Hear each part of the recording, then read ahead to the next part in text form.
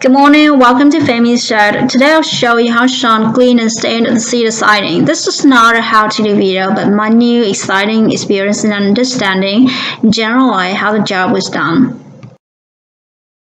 I took this photo on a late winter day. The silver gray sky, the leafless trees, especially the dirty, grungy siding, make the house look old.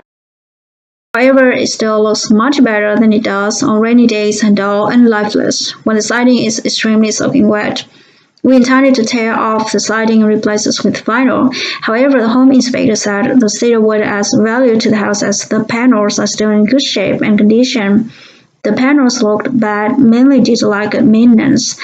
After knowing how expensive it is to buy a piece of cedar wood at Lowe's, we felt encouraged to cure the current siding, or at least try it first. It is likely the siding had never been dusted. Dirt and dust had built up on the surface. In some spots, there were holes of various sizes which were caused either by birds or insects. Near the deck or the porch, the boards were extremely rotted because the house didn't have gutters. So when the rain hits these areas, it bounced back onto the siding. The gutters then were installed, but it wasn't enough. Gutters guards was needed as well to keep leaves out of the gutters, as we have a lot of trees around the house and they must be installed before the fall came.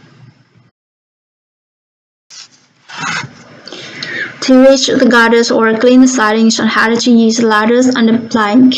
The thing was, Shawn had no helper. Moving the ladders and attaching the plank to them wasn't an easy task. He had to climb up and down each ladder, do a test of plank, and adjust it at different heights. The whole steps were repeated whenever moving the ladders to other parts of one side, as well as to every other side of the house. Therefore, Shawn decided to clean the siding right after installing the gutter covers to avoid overlapping the work.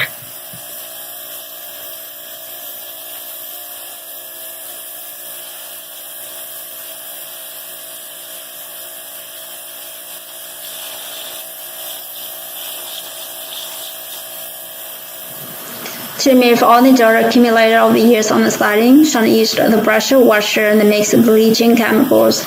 In the video, it looks like an easy job, but actually requires attention to detail. You have to make sure you don't miss any inch of wood, and also it must be washed evenly.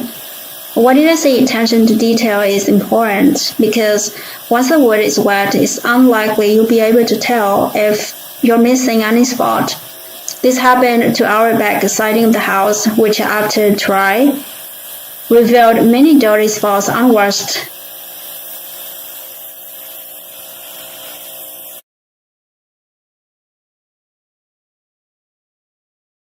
After cleaning, it's best to wait until it is dried thoroughly. We were lucky to have sunny weather on the following days, but waited only for a day and a half before staining.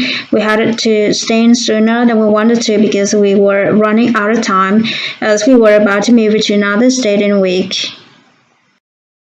Here is how the siding looks after cleaning. Shawn chose a transparent stain and used a paint sprayer to do the job. He also used a brush on some particular places. Sorry, I don't know where.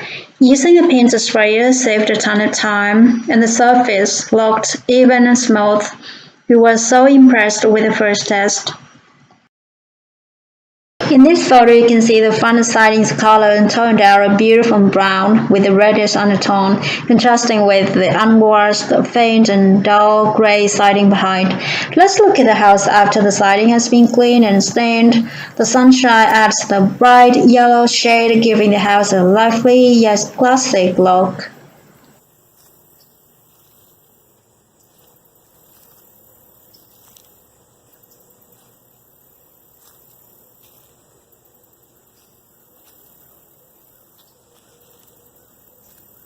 That's the end. Thank you very much for watching and have a great day. See you in the next video. Bye. By the way, I'm not really happy with the quality of the record. I don't know why, but there is a lot of noise. And I'm not really good at the technical stuff. I still don't know what to do with this.